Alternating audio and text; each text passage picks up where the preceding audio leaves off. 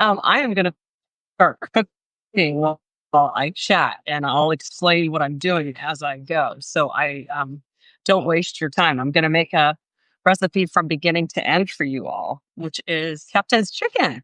And this is a lot of people might know it as country Captain's chickens. I don't want to make a mistake explaining the history of the recipe. I believe it comes from the Caribbean, where a bunch of spices blended between continents, right? And I believe it was popular in the late 1800s. I could be wrong about that as well. But this is a recipe my grandmother would make, and I loved it so much. And I thought it was so cool because there were raisins in it. So it's like you got the curry powder, so you get this like you get warm spices, you get tang from the chopped tomatoes and crushed tomatoes. I put almonds in it, and then you get this little sweetness from the currant. Um, oh, Oaktown, I know, we're so lucky. We're so lucky. This is Oaktown Spice Shop, and they sell it at Buy Right actually at my grocery store. So I'm very, very lucky. And I'm using their curry blend today, which turmeric, coriander, yellow mustard, fenugreek, cumin, ginger, black pepper, cinnamon, red chili pepper, cardamom, and cloves. That is a mouthful. That is quite a combo, right? So anyhow, you get all of those amazing spices, and it's certainly not Italian when you taste it, right? And it's not French. And these other warm spices just lend this incredible flavor. So all I'm going to do for this recipe tonight is chop up a bunch of celery. I usually use celery and red onion. I only have yellow onion tonight, and that's fine. It's not going to stop me from making it. And I am using a whole head of celery because the yummy tomato sauce with the vegetables in it is so good. So normally what happens is we eat all of the chicken, and then I try to have extra sauce, and then I make rice, and it becomes like this yummy vegetarian dish too. Or like I've already made this twice in the last 24 hours. I just wanted to make it for you again because I read my statistics that it's the most popular. 3 out of my 4 recipes are chicken that are the most popular. Anybody want to guess what the fourth one is? If someone guessed it, I would be shocked. Um, I would be amazed. But maybe you will. I don't know. We'll give people a minute to answer before I'm pretending my compost is over there. There's no green bag in it. Oh, you know what? I have a paper bag I can use. And so I'm just putting the compost over my counter. Oh boy. My fourth recipe that is the most searched is gluten-free coffee cake that I have to say is pretty flippin' delicious. So I understand. But the whole world loves chicken, it seems, friends. And if you're a chicken lover, so am I. And I have so many recipes for you on my website at Amanda Haas Cooks. And in all of my cookbooks, I just lean on chicken a lot. And so tonight, I'm going to do this recipe with chicken thighs, bone in, skin on chicken thighs. But over the past 24 hours, I did it with boneless, skinless chicken thighs, and I did it with boneless, skinless chicken breasts. And so I'm going all out tonight because I love the flavor from the skin. And fat equals flavor, as they say. So I wanted that in this batch, and I'm going to make it for the kids to have. And when I say kids, I mean 22-year-olds. I might as well just call them the twins at this point because they're birthday twins, even though they're just friends. What am I doing? You know what's funny, you guys? I've been out of it. I didn't mean to do that. I wanted to do it in half moons. We don't care. We're going to just dice it now. I was going to slice it into half moons, and so they're more like melt in your mouth stringy. But this way actually cooks faster. Um, it cooks more evenly with the celery. I can put it all in at the same time, and they're about the same shape with the same water content. So this actually is probably smarter. Maybe my brain secretly knew that, but I haven't been functioning at my best. I'm saying that you could smell the spices in your apartment. Isn't that nice? I'm so sad. Is my internet connection bad, guys? I don't know what's happening. I feel like it's been bad in my entire house, and I need to work with the company to see what the deal is. But it's fuzzy. I'm sorry if that's the case. This video will live on afterwards for my subscribers um, in the Amanda Haas Cooks folder. FYI. Okay, look at all of that. See all that celery and onion? That's going to cook down. The other beauty of this dish is that I'm gonna do the entire thing in one pan, okay? So I'm gonna cook the chicken thighs, which I'm going to sprinkle some salt on really fast. And there's all this stuff about not washing your chicken now, so I am not washing these pieces. They believe what happens is that you just basically like spread bacteria in the air when you do that. So we're not going to do that first. I'm just going to take them straight from this and I'm going to put them in the pan. But let me move the camera so you guys can see what I'm doing. And I'm going to shut your eyes if you get dizzy, okay? Hang tight, friend. We're going for a little ride. Stay with me. Eyes on me. Eyes on me. Okay, let's see if you can see that well. What do we think about that angle? Is that okay? Yeah. Hi, Martha. Hi, Aaron. Hi, everybody just joining. How's it going? Okay, I'm going to pick this up. And I'm not going to use the curry powder until after the chicken. So here's how this is going to work. I'm going to brown the chicken thighs, brown them right here. Going to get this pan really hot, add some olive oil, get my tongs out. One of the most important things when you're browning meat is that if you go to turn it and it's sticking to the pan, a couple things are happening. One is the pan's not hot enough. Secondly, it's probably just not done searing because when a piece of meat sears, or like the skin on a piece of fish too, it will easily release from the bottom of the pan, right? Jennifer Freed, how are you, my love? So you don't want to try to turn it too soon. I'll show you what it looks like when you turn it too soon. Let me get some tongs and then we'll be ready to go. And you want to get this hot before you put the chicken in, okay? It's okay to put the oil in a little early. Um, I'm going to be generous. Let's call that's probably not more than a tablespoon, actually. Because this isn't a nonstick pan, I'm just looking to coat the bottom of it well, right? I cook in nonstick all the time, you guys. I really prefer, I just always make sure that my cookware is non toxic, right? So I use Heston a lot. This is a Heston pan, actually. This is stainless lined. But, you don't have to worry about that, but I use their nonstick a lot. But for this recipe, I love it because I'm gonna do everything in it. The question is, can I pull this off without using the fan? I think the answer is no. But this is hot. The oil is like shimmering, okay? Yeah, we're gonna hear a sizzle if I've done my job right.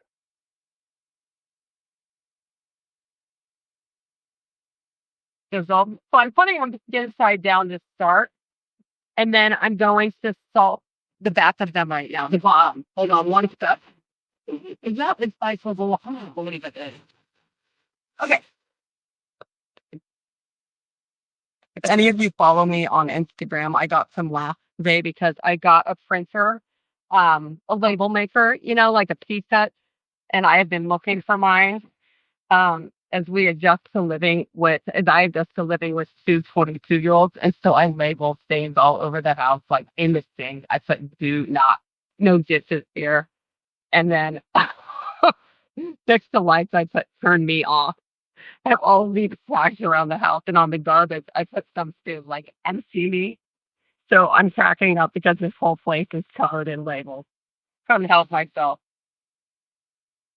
There's one perpetrator, not two. We're working on it. Okay, so see, like nothing. Oh, actually, that means the pan was hot enough. The fact that that piece is sticking even really right there, it's not sticking right now. Yeah, that means the pan was hot enough. That's great news. But it's still not ready to turn because all I'm trying to do in this phase is to get it really brown. Like we want to caramelize that skin and get it really crispy. Crispy skin is yeah, right? And even if you want to take the skin off when this is done, the flavor of the skin and that little bit of extra fat will add flavor to the sauce. So it's really nice to have it on here. But if people in your house don't like it, you just take it off. Questions, comments? Is anybody doing anything for Halloween? I was thinking about doing a costume that's like very ironic with everything going on in the world, but who am I kidding? I never would do on Halloween. And I've got to ask my new neighbors if we get trick or treaters in this neighborhood. My guess is we might because we have one stoop that you go up and there's three doors, right? So I have a feeling we might. Okay, here's something else that's really fun about um, searing chicken.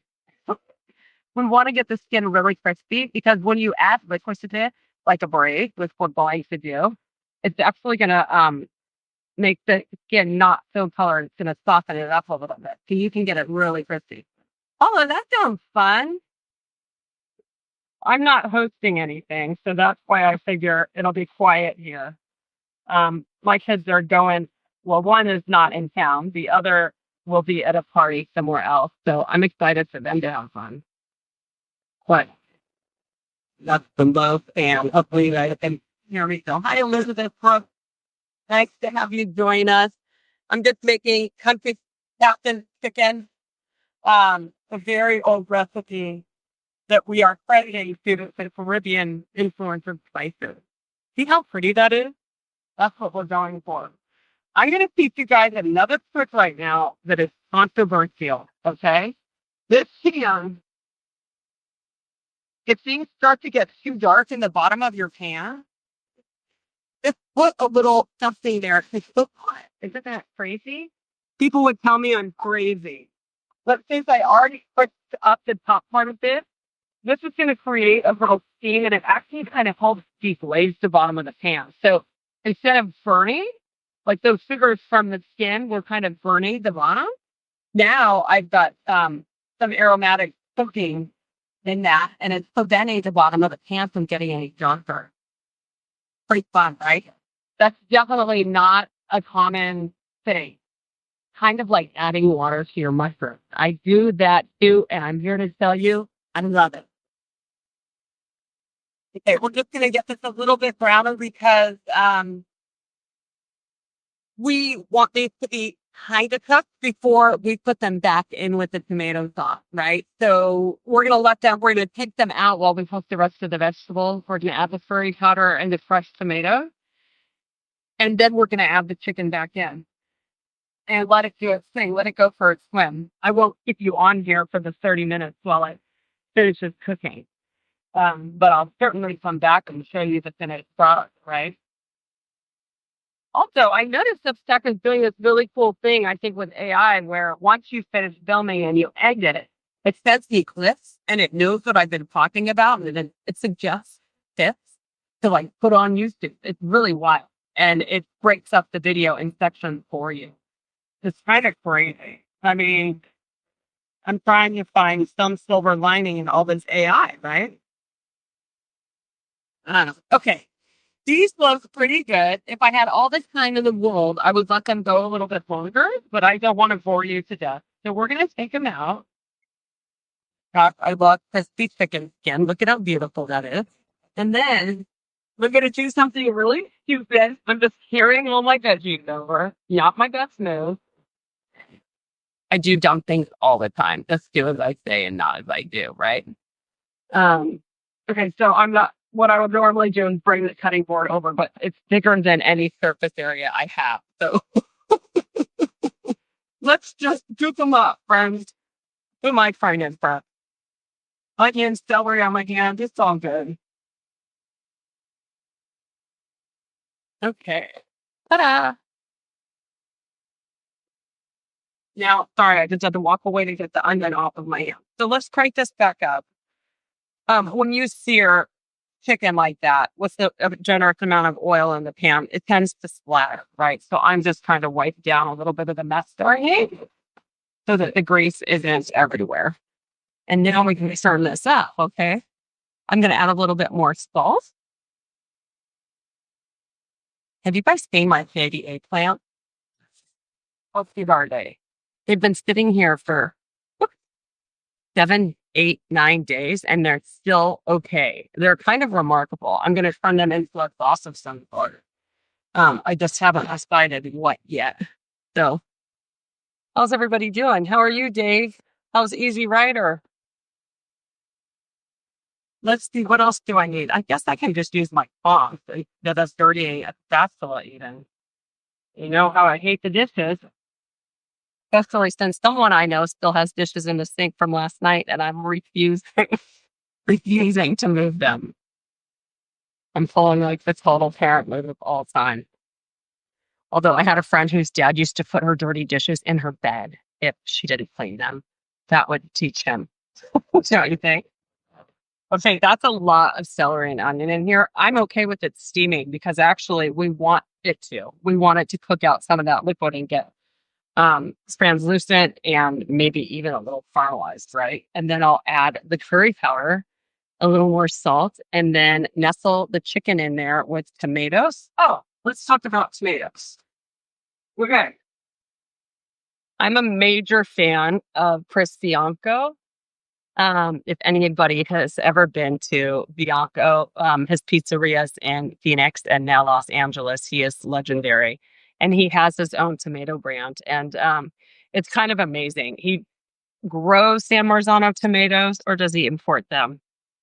Locally sourced, fine ripened. I know his brother brought over the wheat from Italy.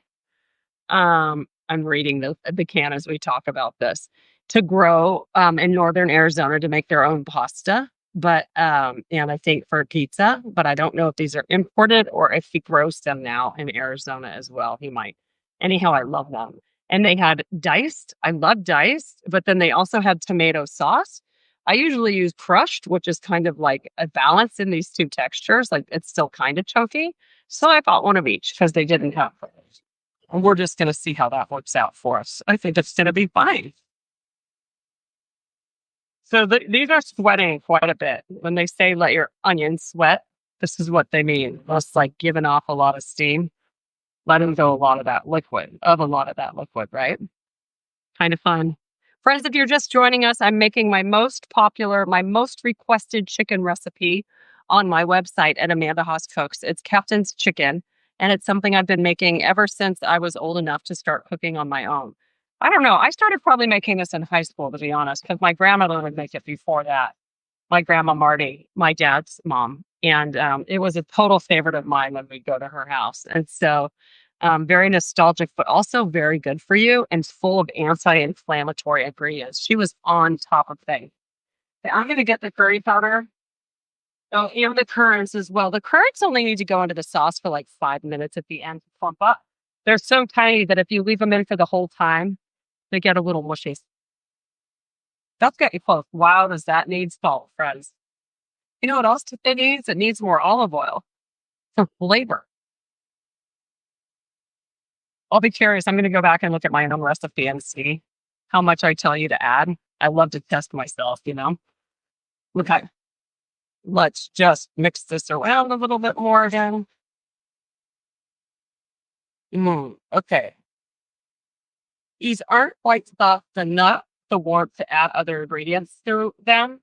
You want your vegetables to be as soft as you want them before you add more liquid, before you add other ingredients in. And when I say your vegetables, I mean the things that should be soft when you eat it, right? Like some things you might want more crunch in, so you put them in later. We want this onion and celery to be soft. We don't want to bite and get the taste of raw onion, right? Normally, that takes 5 to 8 minutes to soften them up, and they are just about perfect. I'm adding the curry powder at this point and not earlier because I didn't want to burn it. Don't worry that I'm not measuring. Like, things are under control here. If its tongue falls in, oh my God, it smells so good. That's a tablespoon. I find that I don't use enough and I go back and I want more. Ooh, it is. I wish you could smell this. It smells incredible. Oh my gosh, you get all of those spices. It's so interesting that cardamom was like recognizable to me now. But cloves, cardamom, fenugreek. Oops. I just stuffed some turmeric on. That's why I put on an apron because turmeric will turn the whole place yellow, you know? But you can really smell all of those amazing spices. What a blend. And you can find great curry powder blend practically at every grocery store. Very, very common to find those. Okay, so I am just letting the spices cook on the aromatics, the onions and the celery for a minute, and let them kind of really toast up and absorb the flavors in those vegetables before I add my tomatoes. But I'm going to add them all in. There are not a lot of ingredients in this recipe, which I appreciate so much too. And I love that you could do it with boneless, skinless, bone in, skin on.